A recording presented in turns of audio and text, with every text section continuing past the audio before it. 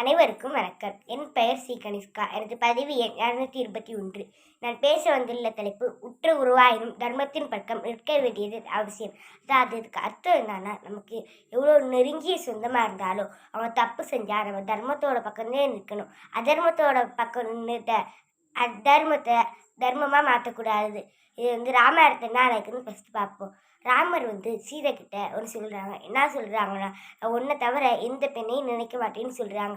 சொன்னபடி அவரே செஞ்சு காட்டுறாங்க. அடுத்து தசரத மன்னர் கைகைக்கு 2 வரம் கொடுக்குறாங்க. ஆனால் கைகை அதை தப்பாக பயன்படுத்துகிறாங்க.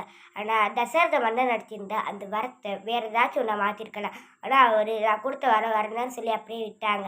ராவணன் சீதையை கடத்துறாங்க.